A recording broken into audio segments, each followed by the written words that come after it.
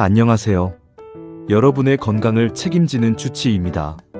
지금 화면에 보이는 자료는 산업재해보상보험법상 근골격계 질환에 대해 우리가 반드시 알아야 할 핵심 내용을 담고 있습니다. 진료실에서 환자분들을 만나다 보면 일하다 보니 아픈 건 당연한 것 아니냐고 말씀하시는 분들이 많아 참 안타깝습니다. 하지만 근골격계 질환은 단순히 나이 탓이나 당연한 통증이 아닙니다. 이 교육의 목적은 산업재해를 미리 예방하고 혹시 모를 증상에 신속하게 조기 대응할 수 있는 역량을 키우는 데 있습니다. 우리는 앞으로 약 10분 동안 4가지를 중점적으로 살펴볼 겁니다. 먼저 우리가 보호받을 수 있는 법적 근거를 명확히 이해하고 신체 부위별로 발생하는 질환의 종류를 구분해 볼 것입니다. 또한 내 몸이 보내는 위험 신호인 증상 3단계를 분석하고 실생활에서 바로 적용할 수 있는 예방 실천 방법까지 제가 꼼꼼하게 짚어드리겠습니다. 자, 그럼 우리 몸을 지키는 건강한 변화, 지금부터 함께 시작해 볼까요? 안녕하세요. 여러분의 건강을 책임지는 주치의입니다. 오늘은 우리가 일하면서 흔히 겪을 수 있는 근골격계 질환이 법적으로 어떻게 정의되고 보호받는지 화면에 보이는 자료를 통해 차근차근 설명해 드리겠습니다.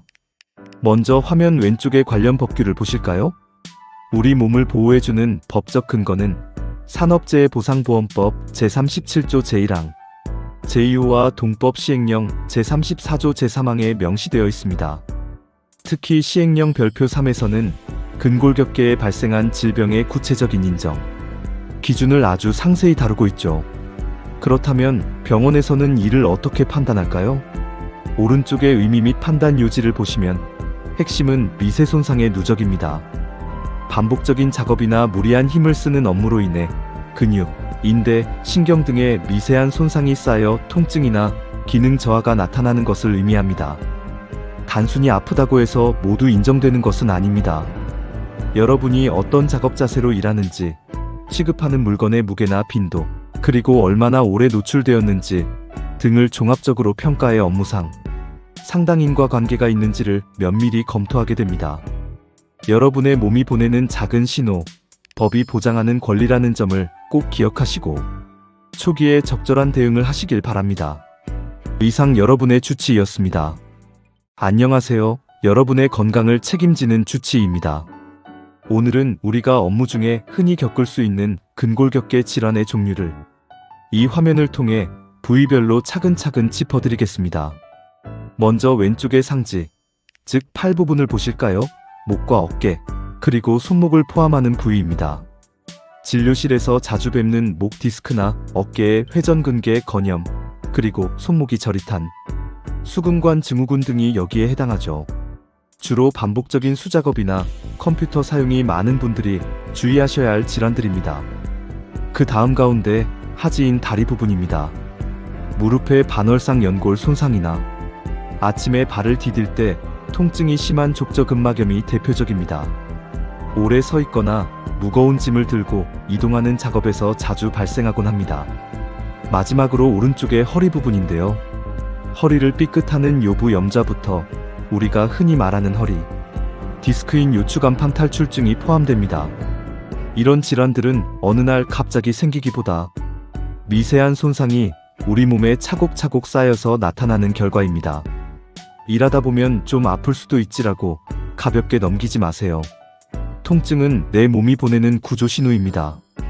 여러분의 소중한 관절과 근육을 지키기 위해 작은 신호에도 귀를 기울이고 초기에 적절한 관리를 받으시길 바랍니다. 아시겠죠? 안녕하세요. 여러분의 건강주치의입니다. 화면을 보시면 근골격계 질환이 우리 몸에서 어떻게 진행되는지 아주 명확하게 3단계로 나누어져 있습니다. 먼저 1단계, 초기 상태를 보실까요? 보통 작업 중에만 좀 뻐근하고 피로감을 느끼다가도 퇴근해서 휴식을 취하거나 하룻밤 푹 자고 나면 증상이 씻은 듯이 사라집니다. 이때는 업무 능력에도 지장이 없다 보니 많은 분이 그냥 좀 피곤해서 그렇겠지 하고 가볍게 넘기시곤 합니다. 하지만 적절한 조치 없이 방치하면 2단계, 중기로 넘어갑니다. 이제는 아침에 일을 시작하자마자 통증이 느껴지고 밤새 통증이 지속되어 수면을 방해받기 시작하죠. 이런 상태가 몇 달간 지속되면서 업무 능력도 눈에 띄게 떨어지게 됩니다. 마지막 3단계는 만성입니다. 이때는 휴식 중에도 계속 고통을 느끼며 하루 종일 통증이 따라다닙니다.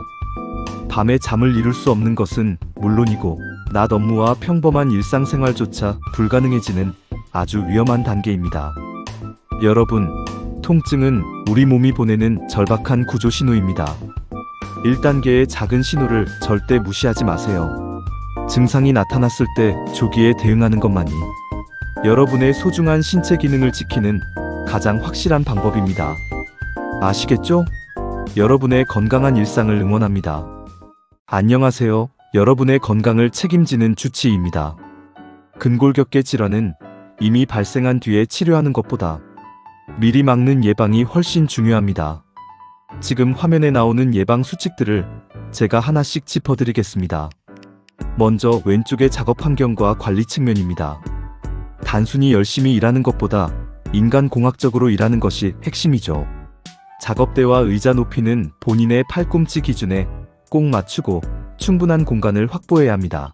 또한 연속 2시간 이상 작업하는 것은 지양하고 시간당 10분 정도는 짧게라도 휴식을 취하며 작업을 순환시키는 것이 근육의 긴장을 푸는데 큰 도움이 됩니다. 무거운 물건을 들 때는 물체를 몸에 최대한 밀착시키고 허리가 아닌 무릎을 굽혀 다리 힘을 사용하셔야 한다는 점 꼭 기억하세요. 다음은 여러분이 직접 챙기셔야 할 개인 실천 예방입니다. 작업 전후는 물론 중간중간 주기적인 스트레칭을 루틴화하여 근육을 이완시켜야 합니다.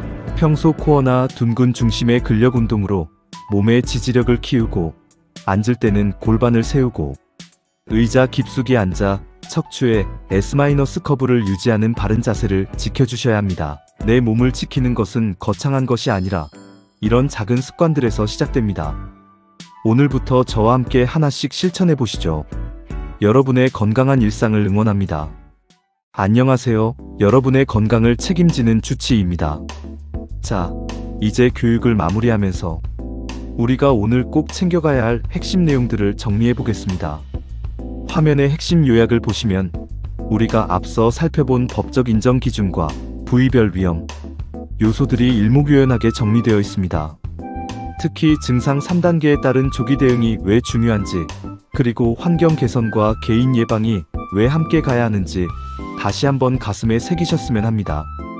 그렇다면 오늘 진료실을 나가면서 바로 실천할 3가지 약속을 해볼까요? 첫째, 50분 작업 후엔 반드시 10분간 휴식하는 루틴을 만드세요. 둘째, 스트레칭을 습관화해서 근육의 긴장을 그때그때 풀어주어야 합니다.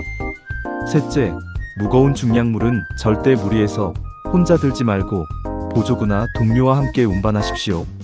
몸 어딘가에 불편함이 느껴진다면 혼자 고민하지 마세요. 화면 하단에 보이듯 사내 안전보건팀이나 근로복지공단이 여러분을 돕기 위해 기다리고 있습니다. 여러분의 건강한 내일을 제가 항상 응원하겠습니다. 감사합니다.